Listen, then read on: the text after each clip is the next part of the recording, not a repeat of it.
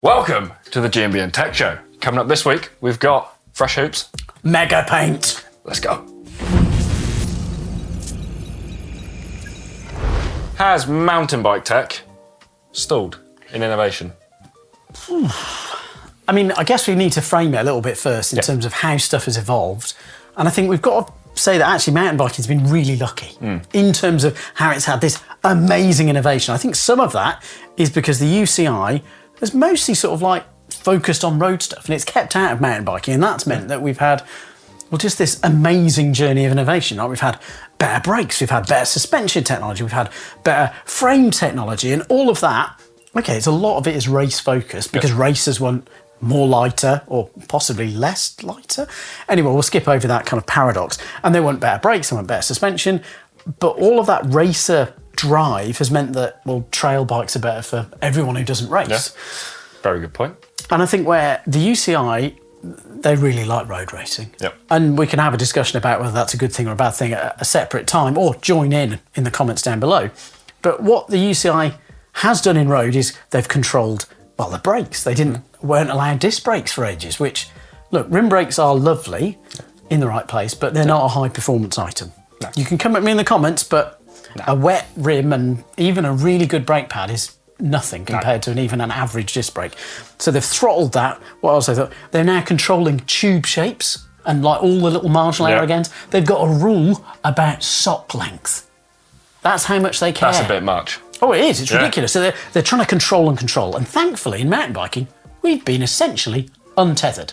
We've had very little constraint. We had one constraint, and that was, well, about 29er wheels. But Mr. Gary Fisher, put that to one side, and we were allowed 29ers because for a long time that wasn't going to be allowed. But yeah, nice.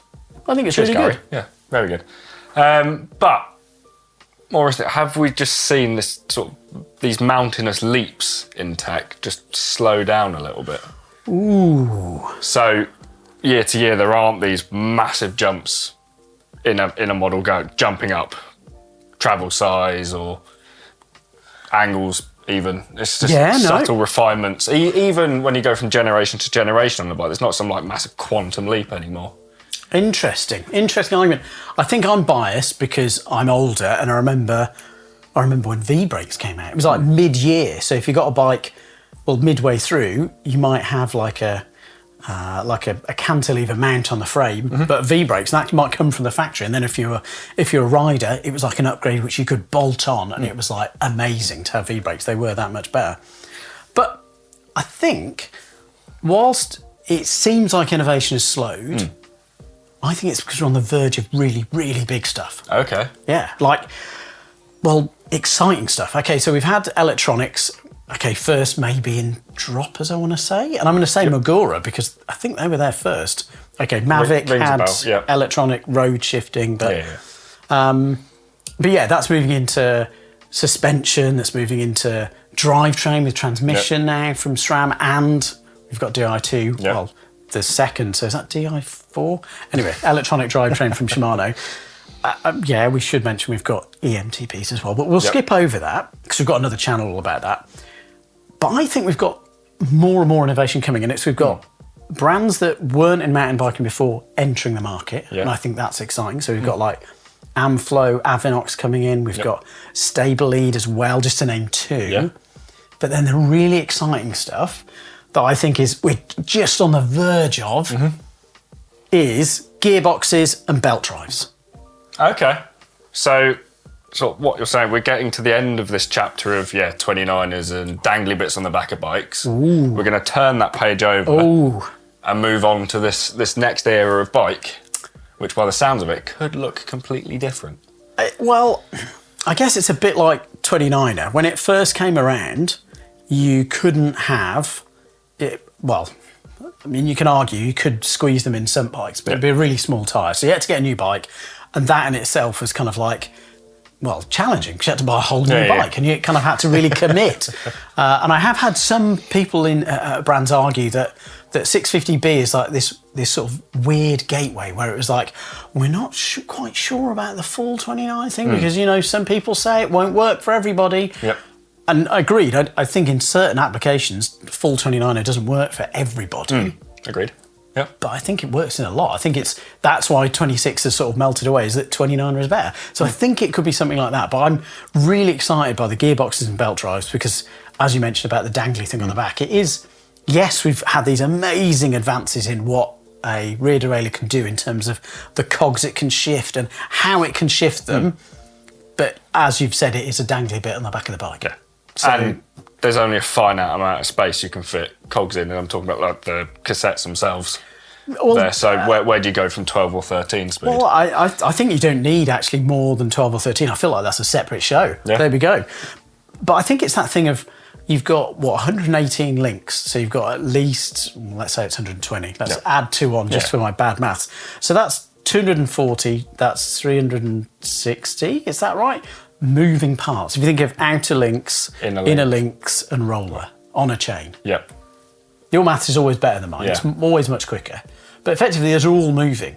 Yeah. So it's all like little bearings, Yeah. which, with good lubes, you can make work for a while. But in really wet conditions, really horrible conditions, okay, you've got to use a wet lube and that helps again. Yeah. But I think the big thing would be to replace that with something that, it's just got one moving part, a belt. I know it's controversial. And less weather affected, I guess.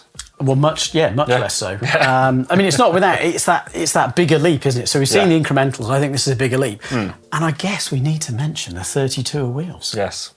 I think some people have said that it's not going to work. I kind of agree. I think if you're wanting to have a really long travel bike and you're 5'7", I don't think 32s are going to work. No. But if you're 5'7" and you're okay with 120 mil of travel, maybe that works. Maybe there'll be mixed wheel size bikes. I think that could be a good thing. That'd be cool. But yeah, big innovation, I think, is just over the horizon. That's my take. Nice. Well, let us know what you guys think. Is this the closing and opening of a new chapter? Or are 29ers and dangly bits here to stay? Yeah, that's very good. I mean, we should add, though, that the best bike is the bike that you're riding. 100%. Yeah. So even if it does have rim brakes, it's still an awesome bike because you're out on a bike ride. Yeah. So yes, with the tech channel, but yeah, tech is good. We're not just kind of going, no, remove all of that, doesn't work. Bike riding is the key bit. That's the fun bit. So yeah. And we're on to the news.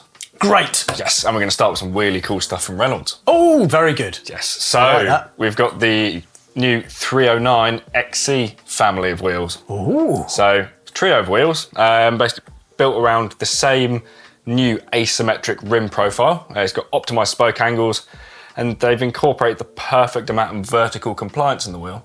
So aids traction, handling, and just reduces rider fatigue. And I think with how technical XC courses are getting now, it is, of course, a design requirement. Yeah. Which is why it's been factored into this. So the actual rim profile itself, it's 30mm TSS, so tubeless straight side internal.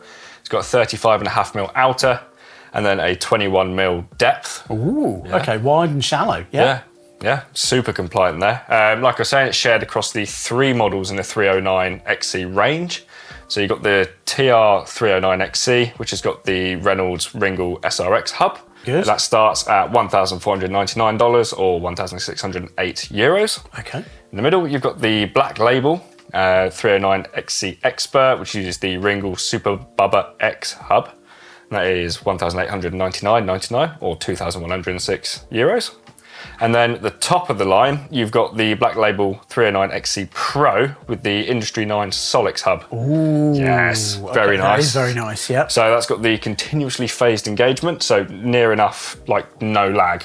Wow. So 0.59 degrees between engagement. My brain can't do the maths, but that is very, you're there. So Reynolds is the highest performance XC wheel set they've ever engineered. Wow. 1,332 grams. That's Pretty impressive. good, yeah. And they are $2,299 or €2,550. I mean, that is spendy, but that is a kind of made in America hub and, very fancy rim. Impressive. Yeah. And whilst we're talking cool Reynolds wheels, we've got a little bit more information on those all-terrain road gravel wheels we briefly mentioned a few shows ago. So now we've got a bit more information on it. Really cool, sort of designed for total gravel supremacy, says Reynolds. We got a rim that is 42mm deep now, so a little bit deeper than the outgoing ones.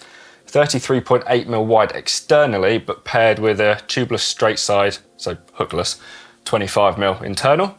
Essentially, that's designed to optimise aero gains for tyres between 35 and 45mm. Which, if you're doing gravel race, does make sense. Yeah. So, yeah. Yeah. And then with that, you can fit, once you've checked your tyres' hookless compatibility. Of course, yeah, yes. Very important that. Anything between 30 and 50mm. Oh, right. So, okay. Yep, perfect. So, So you can go full size. Yeah. Great. So pricing starts at $1,449 on the ATR, which uses the Reynolds Ringle SRX hub. Then you've got the Black Label ATR Expert, which uses a slightly higher spec tech, so the CR6 TSS rim technology. Same 24 spoke holes as you get on the ATR, but with a slightly upgraded hub. So it's the Reynolds Ringle SBX hub. So you've got 6 pulls in that as opposed to 4 on the ATR. They are $1,899. And then the top level Black Label ATR Pros, these did catch my attention. They've got the i9 torch hubs, which is 20 spoke on the front and 24 on the rear. Right, yeah. So lighter build. Again with the CR6 TSS rim tech. 1,385 grams for the set. I'm in the aero and super racy. Pricing starting at $2,229.99. Which is good. I've got to say, I'm not taken on the kind of gravel aero stuff. It feels a bit too road. But if you like that, and if you like that, yeah, that's totally fine. I'm more interested. They've got a G series, which is shallower than the aero ones that you've got. Yep. So I think they're meant to be, they've got asymmetric rims, so that kind of helps in the wheel build. It's a 25mm internal, but again, it's this TSS, so this hookless design. And the combination is like reduced weight and I believe a bit more compliant. So there's also options for me because they've got 650B ones. So that is really good. I like 650B, aka 27.5. Again, you've got different options. So there's some at which are 1,449, which have got the Reynolds Ringlet SRX. Then you kind of go up a model and you get the SBX hub. So there's kind of like tighter engagement. So that's why it's more better for $1,899. Then there's the real fancy version, which uses that i9 hub, which is, well, yeah, kind of spendy, $2,299. But if you're really into your gravel, then it works. Yeah. Weight on those is 1,375 or 650B coming through with the goods. It's lighter, 1,287 grams.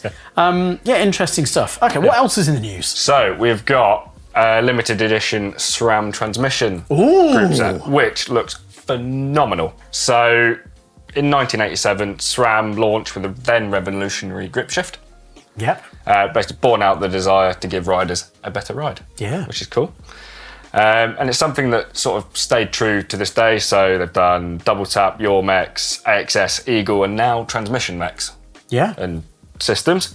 And whilst looking and continuing to move forwards, they're celebrating the heritage with the 1987 edition transmission group set.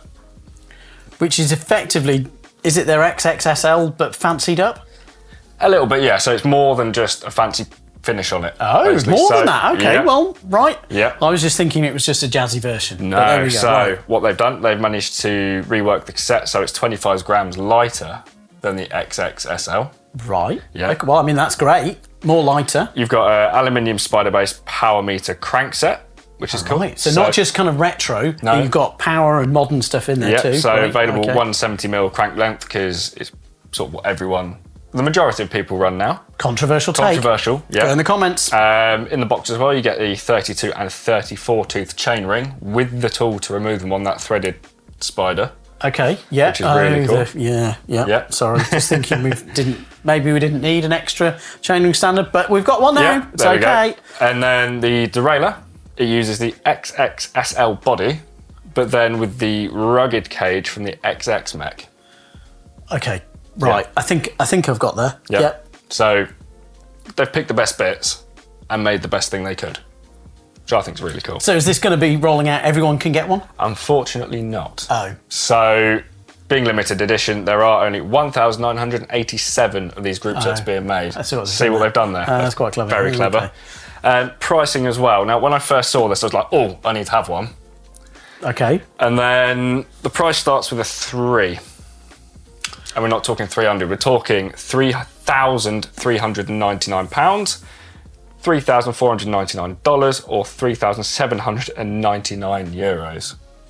But you do get the 4-gang battery charger and 2 batteries in the box. So great, happy days. That makes it great. I mean, it's fantastic that SRAM are, celebrating being in business for such a long time. I think they did a book when they were kind of 25 years old, which is really cool.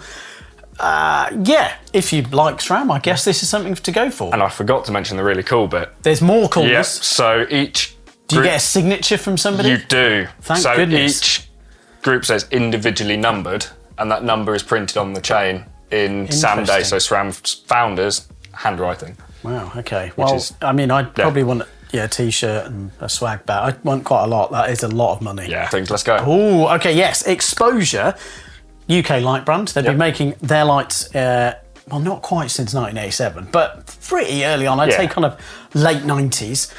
Very well respected. They've got bar-mounted lights, they've got helmet lights, and effectively they've had, an update to lots and lots of them. Nice. And there's lots of kind of subtle updates. So there's like a power bank capacity, which means you can, use the battery to power other stuff, which is quite nice. Yeah.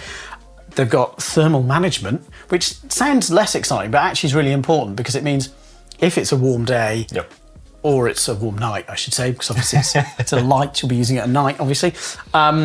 It means that, the LEDs aren't going to get too hot and go into kind of like a shutdown and break effectively. All waterproof. I don't think that's new. I think they've always been very waterproof.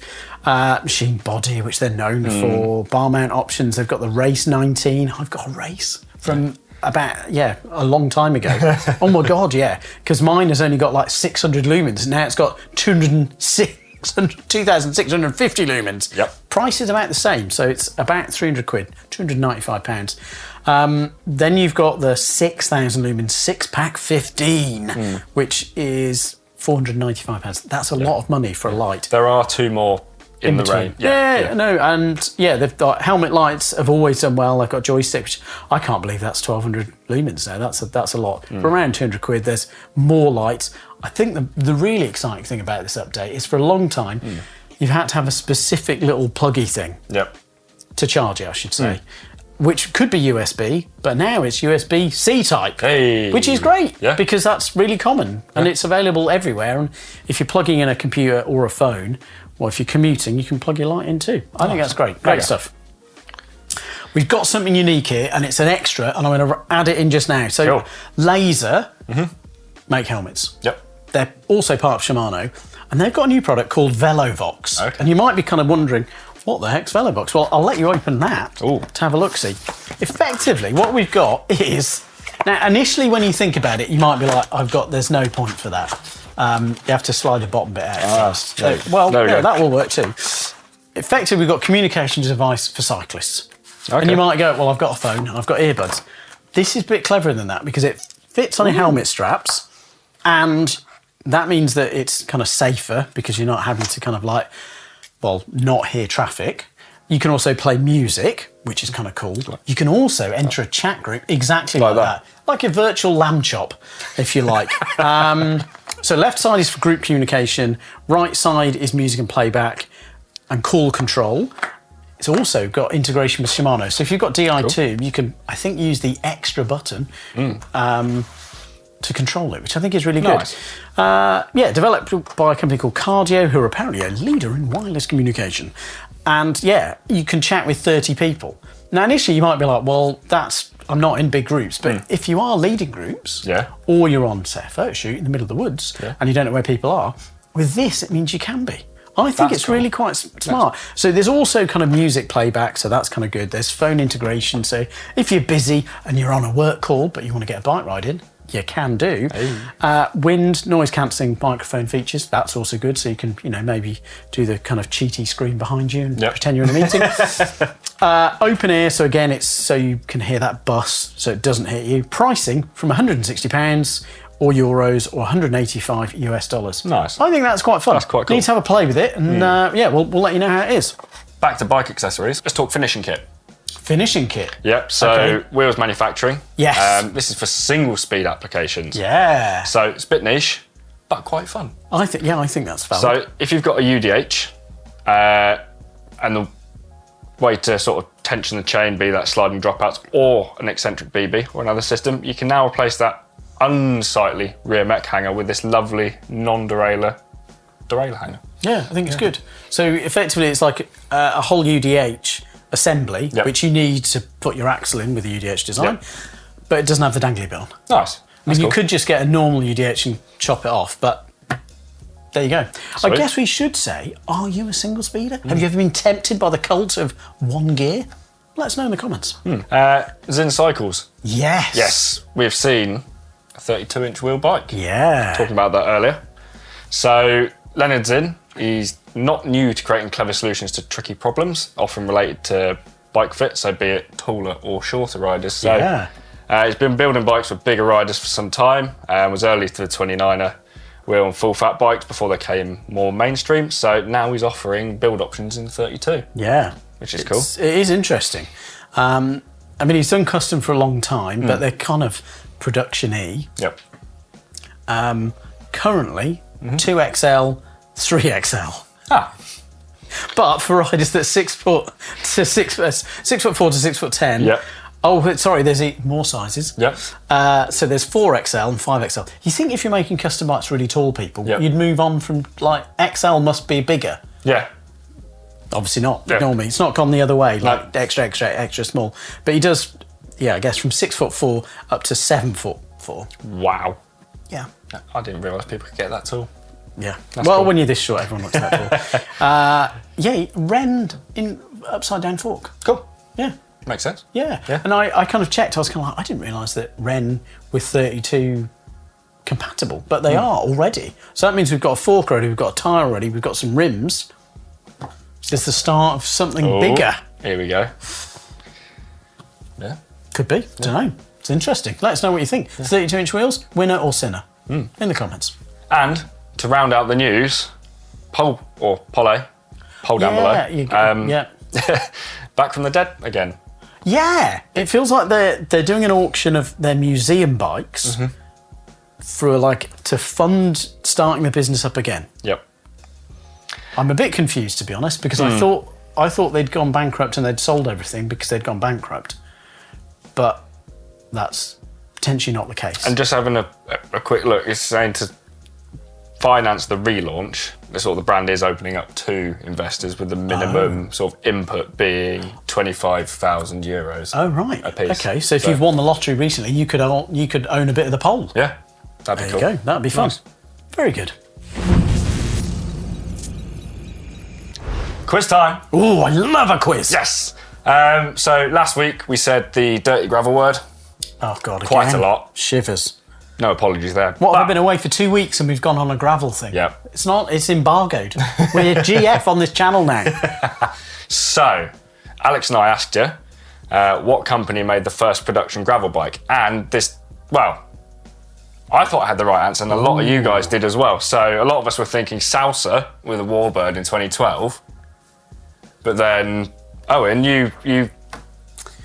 I mean, like in the newer era, I would not disagree with you, but alas, lots of things are repeated in the bike industry. So for me, there's a couple of bikes from the sort of early 90s, and for me, whilst he was a custom builder, he did get production bikes made in Japan, and that is Bruce Gordon with his Rock and Road. He had a custom tyre that was about, well, it depends, the iteration now is 43mm wide, so it's like, it was the widest tyre that you could get. He had really strict guidance on whether it will fit your bike, because no cross bikes essentially would fit it because they were not built for such a massive tyre. So for me, it is, and he was also a custom builder, amazing builder as well, Bruce Gordon. But we should also mention that Specialized had a bike, a 26-inch bike, but with drop bars. I think it was a Crossroad. And also, Diamondback had an Overdrive with 29er wheels. It did have a flat bar.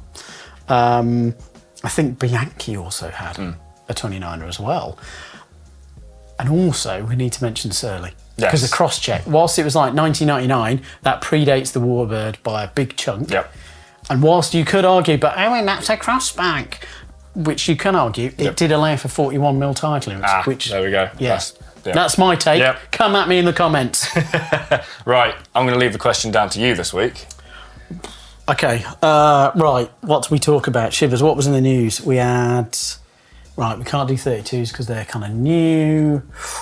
Ooh, I've got one. He's got one. Yeah, okay. Exposure lights actually started as a sub-brand for a bigger brand. So there's a brand in the mountain bike space, and you could argue the road space too, and TT space. And there was like, Exposure was like a little sub-brand of this brand. Okay. Can you name that bigger brand? At the time of Exposure's conception, they were the bigger brand from this same house. Let us know in the comments. Cool stuff. Have we got any cool stuff this week? We have. So what cool stuff have we? Well, you're asking me. I'm going to tell you. Yeah. So, off the back of the World Champs going on. Still going on. Still going on. Yeah. XC this weekend. Get excited. So Canyon were showing off their custom CFRs for their team riders. So their themes of their bikes, as with a lot of other bikes, were their sort of riders' home nations. Nice. With yes. that.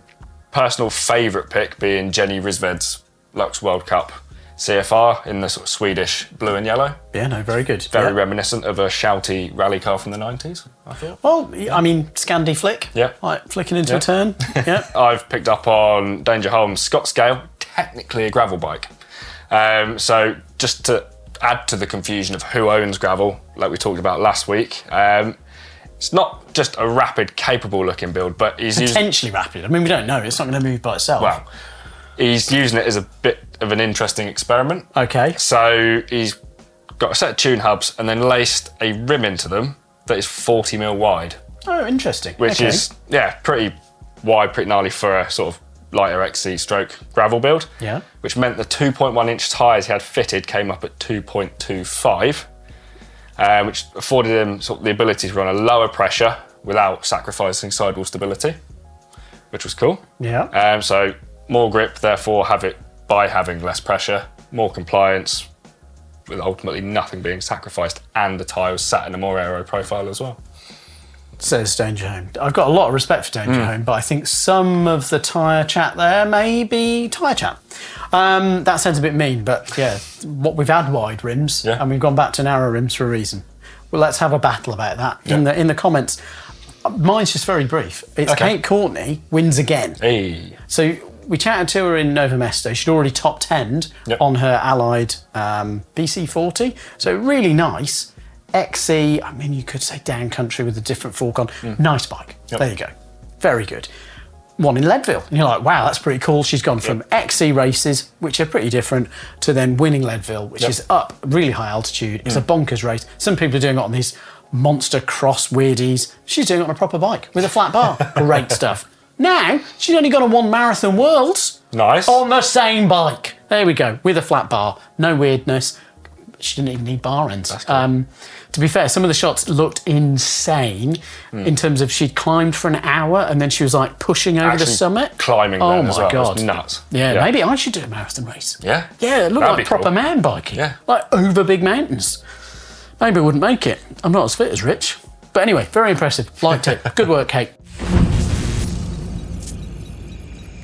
Now, it's time for hashtag AskGMBNTech. All right, great, yes. From Scott MH96, I've got a 2023 Trek Pro Caliber. Works really well for what I typically ride. However, recently I've started doing some longer rides with mates that incorporate some road and gravel riding, as well as some borderline single track. I'm running SLX 1x12 with a 30-tooth chainring and a 10 to 51 cassette, whereas they're running 2x or even 3x on their bikes. So towards the end of the rides, I'm getting dropped because I can't keep up the high cadence anymore. Is anything I can do to help me keep up? For example, can I swap two between different size chainrings? So 30 to 36 maximum for that frame, depending on the riding I'm doing, or do I just need to save up for a bike with more gears? Cheers. So you're not going to be the only person that's sort of topping out gears on a bike like that. So we need to, I guess, explain where we're saying topping out. Yep. We've shifted all the way down into the smallest sprocket. Yep. And effectively we've got to pedal really quickly to try and keep up with our friends because they've got taller gears. Yes. So in fairness, a lot of bikes like that will come, I'm going to say, undersized chainring wise, out of the box. Now this is just sort of to cater to the target market, basically. So not everyone's a Watt Monster or a racing snake.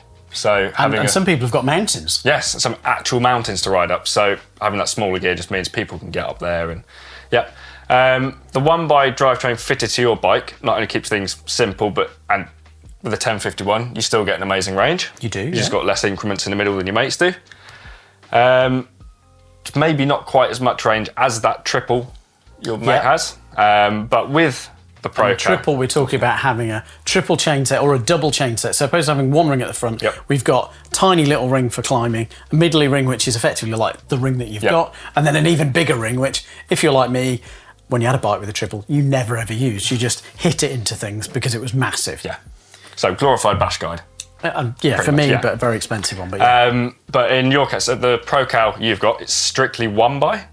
So you haven't got any mounts for a front mech, and that sculpted carbon front triangle won't lend itself to a band-on front mech. And if you did try it, just void your warranty. So don't do that. To answer your question, I would try a larger chainring. So yes, you could swap between chain rings, but then you'd want to be swapping chains as well. Yeah. So that'd be faff for when you're riding. So I'd maybe go for that middle ground of a 32 or a 34. Yeah. Potentially, because you have got that 10 tooth cog at the back, and that's got a really nice top end to it. And yes, if you really want to, and you're not finding yourself using that 51 on the cassette that much, you can put that 36 on. Yeah. So, and I've got another controversial option as well. Go on. Well, I'm not sure that the tyre clearance, so do check your tyre clearance. I feel like there'll be quite room, because Trek are quite sensible in terms of how they spec bikes. Yep. You could go up a tyre size. Ooh. So if you're running at maybe a 2.1 because you're like, oh, that's racier, if you put a 2.4 on, it changes the outside diameter, which then changes all the ratios of your gears as well.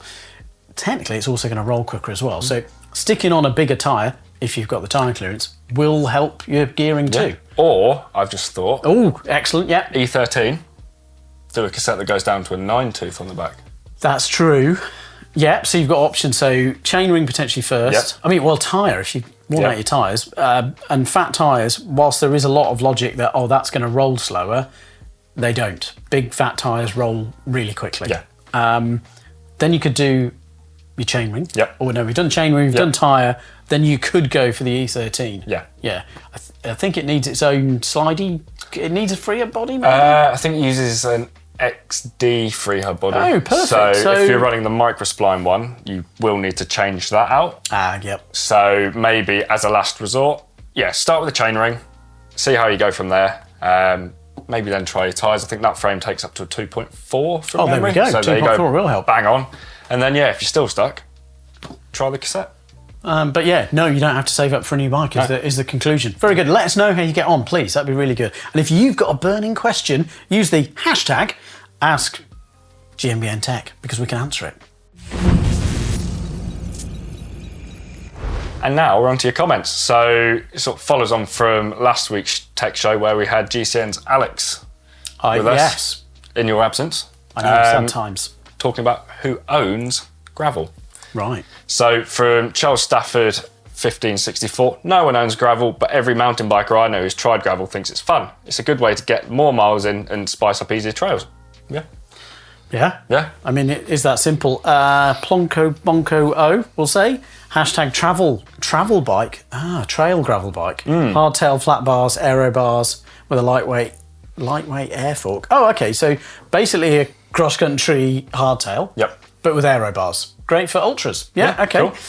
I mean, as you've kind of written here, if you're racing in a group, often TT bars are frowned upon, whether you're off-road or on-road, mainly because you won't be able to reach any of the controls, which are kind of useful. And some events do stipulate what shape your handlebars have to be. So I just came back from an event in Norway where the gravel race, you had to have curly bars, and then in the mountain bike race, you had to have flat bars. There you go. Funny that. So people are deciding. Right, okay. Anthony Gain, 7645. It would be interesting to see side-by-side comparison of a rigid gravel bike with fat 57mm tyres versus a gravel bike with suspension fork and smaller 40mm tyres. Where does acceleration, suspension, comfort, handling and weight cross over? I mean, that would be really interesting. I feel like, Yeah, that is a very interesting topic, to be fair. I mean, I would say that the fat tyres win because they're lighter. Yeah. There's less to go wrong. Yeah. I know. Who would have thought that would be like anti-tech on the tech channel? Yeah. There you go. Mark Sandoval? Yeah, we'll go with that. 5361. There's a big difference between riding gravel in Kansas and riding gravel in the Rocky Mountains of Colorado. Pick the bike that works the best for you. Having recently been to Colorado, yes, I can conclude that you've got big mountains there. They're proper high. 3,000 metres in kind of some metric. That's pretty metrics. gnarly. Nice. Yeah, it is. Yeah, it's quite high. Yeah. So, and then we've got Max Ebb 9VI. I've just built an XC Hardtail as a future-proof gravel bike that I can do proper off-road on as well. So people are replacing their gravel bikes to get more tyre clearance, upgrading to 12-speed, fitting droppers, suspension forks, etc. I have all that now in a package that works and is pretty damn fast on gravel as well. Yeah. There we go, XC bikes being very good. Yeah. Gravel is a spectrum, not a niche. Oh, that seems quite nice. I like that. This is from Drum Brakes. It covers everything between road and XC and overlaps at the edges. I would agree with that. That's a very good comment. Can you do a video that explains gravel tech for mountain bikers? Most gravel bikes seem to use road standard hubs and group sets. I mean, you're right. Yeah, some don't. I think there is a Super Boost equipped gravel bike out there, which is like an extra wide spacing. Can we mix and match brake levers in terms of brake calipers and things like this? That is a great question. Yeah, maybe if we kind of come off our GF diet, gravel free, maybe we can discuss that. But for now, maybe in the future. Yeah. Very good. We like that. Well done. Cool. Now, what have we got coming up this week? I feel like we've got some stuff from, last week for me, which was at Park Tool. Yeah. So that'll be very exciting. That'll be very exciting. I'm excited to see that. And we're getting locked out. What, of here? No, we're talking suspension lockouts. Oh. Well, that feeds into one of those questions, doesn't it, almost, of like, which is better, lockout or just running flat tyres? Fat tyres, not flat ones. Don't run flat tyres. Not unless you've got an insert, and then it's all okay. Yeah. I feel like the day is getting over us. It is getting over us, yeah. Cool. So if you've got anything to chime in on, get it in down in the comments below. Like, share and subscribe.